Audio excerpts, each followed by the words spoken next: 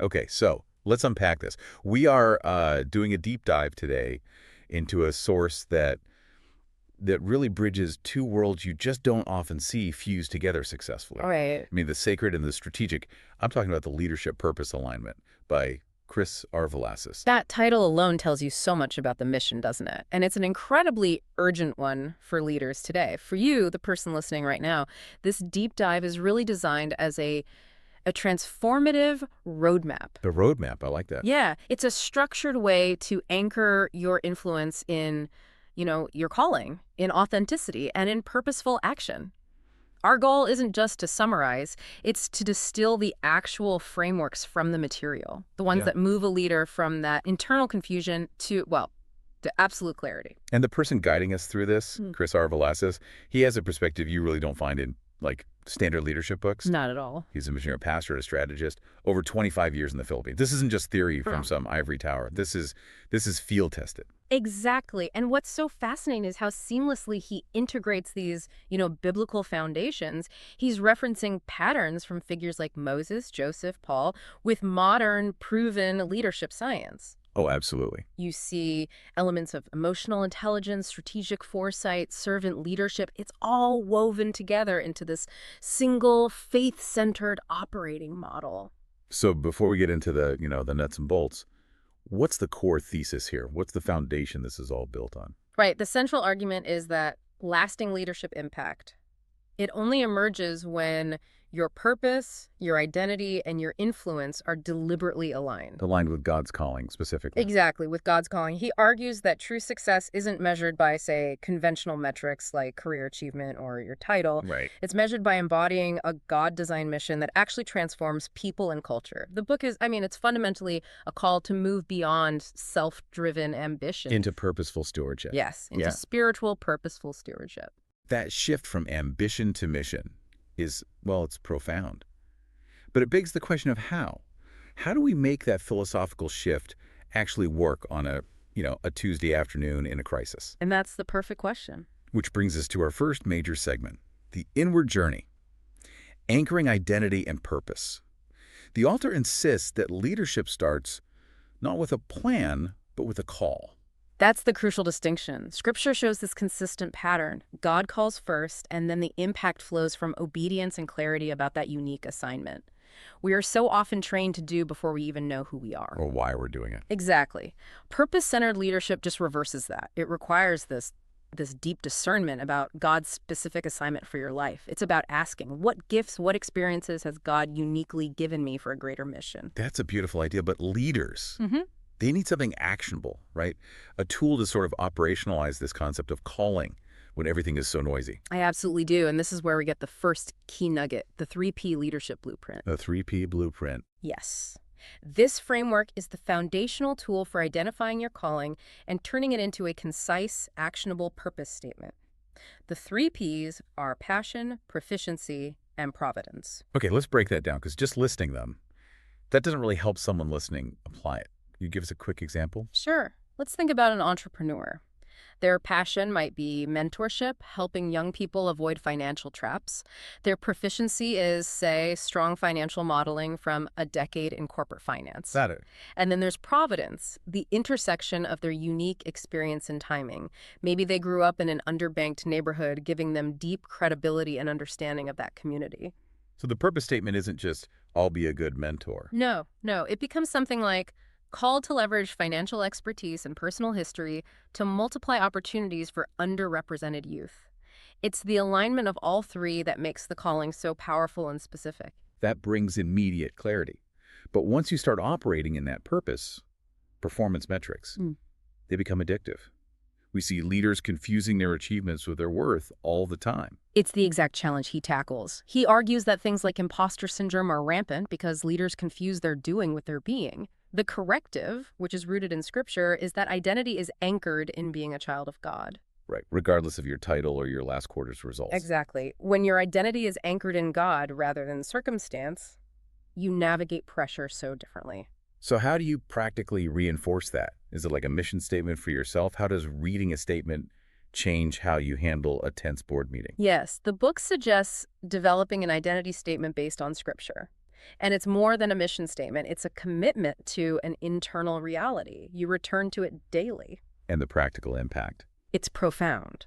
If your identity is a servant of Christ entrusted with stewardship, then when you face a setback, you don't spiral into self-doubt. That's performance-based. Instead, you ask, how should a trustworthy steward respond here? It shifts your focus from anxiety to ethical action. And when identity is secure, that leads right into the final piece of this inward journey. Integrity. Precisely. Integrity is defined here as aligning your heart and your actions. Leadership without it is, well, it's a house built on sand, it just erodes trust. And trust isn't a soft skill. No, it's a measurable asset. It drives loyalty, influence, and impact. Excellent. So we secured the internal foundation, purpose, identity, integrity. Now we can transition to the second part, the outward trajectory, vision, strategy, and influence. Right. We have clarity on the why. Now we need the how to execute that calling in the world. This is where faith-driven strategy comes in. Yes, and it doesn't replace standard business planning. It infuses it with discernment, ethical rigor, and a long-term kingdom perspective. The goal is to translate that deeply discerned calling into action that, measures what truly matters. And the critique of standard strategy is that it's often just quantitative. Does the book offer a specific toolkit for bridging that gap? It does. This is where the tools get very specific. He talks about vision sketching and the vision impact values alignment, or VIV model, but the most important part is probably the purpose-driven scorecards. Okay, we need to zoom in on those scorecards. How are they different from a standard performance review? What are they measuring? They're designed to measure alignment alongside achievement. So a standard scorecard tracked revenue, market share. A purpose-driven scorecard tracks mission-critical qualitative metrics. Like what? For example, it might track a team integrity index, or investment in spiritual growth hours, or a mentorship multiplication rate. These are leading indicators of long-term health, ensuring that your growth is ethical, not just opportunistic. I really appreciate that focus on ethical rigor, which I think brings up the Kingdom Alignment Review. It sounds like a critical filter. It's the essential firewall against mission creep. The review asks 4 really pointed questions before any major initiative. And those are? 1, does this truly honor God? 2, does it serve others, not just stakeholders? 3, does it build character in our people? And 4, does it generate sustainable ethical impact? If you can't say yes to all 4, you need to go back to the drawing board. So the strategy is defined by service, and Yeah. that flows directly into redefining influence itself. Yeah. I hear the focus on service, but let's be real. In a competitive market, doesn't leading with humility risk being seen as weak? That is the crucial question, and the author grounds this idea that true influence flows from service, not authority, by pointing to Jesus.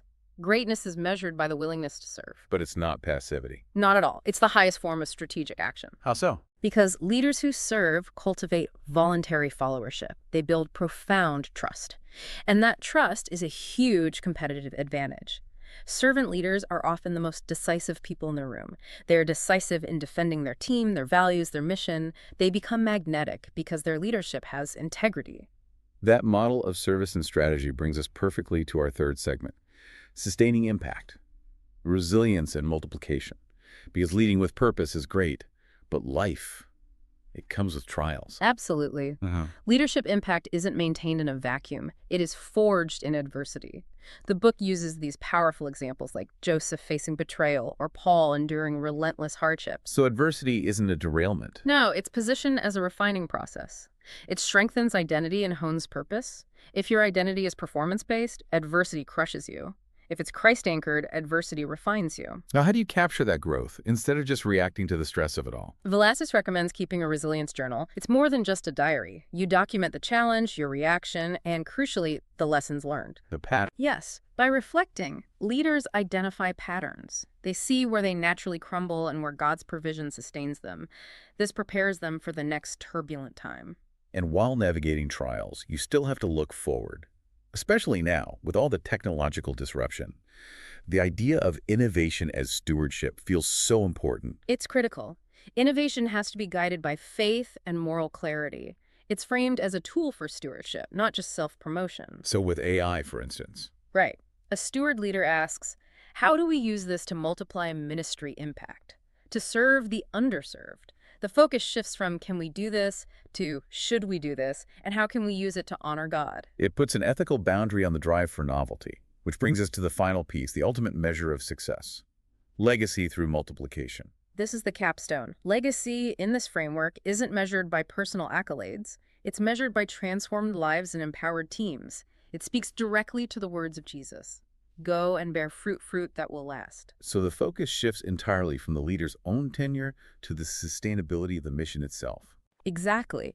Mentorship is that intentional investment in the next generation to multiply influence beyond your own time.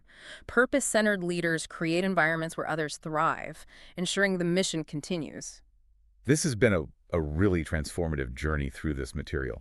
So what does this all mean for you, the person listening right now, who's battling that tension between belief and behavior every day? I think it means the modern world desperately needs leaders who marry strategic excellence with spiritual depth.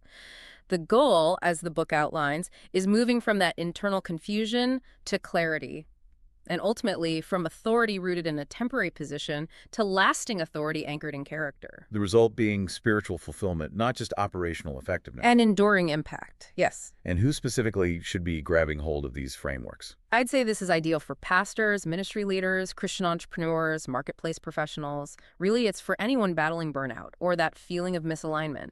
If your soul feels disconnected from your strategic plan, this offers a clear path back to integration. Which brings us to our final provocative thought for you to chew on. If we accept the premise that the currency of the next era of leadership will be trust, credibility, and contribution, and if leadership is truly the stewardship of God-given opportunities, we have to ask ourselves, What's the question? what system or behavior in your current leadership approach needs an integrity audit right now?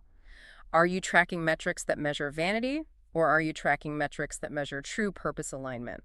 Ponder that distinction and see where your next phase of alignment begins.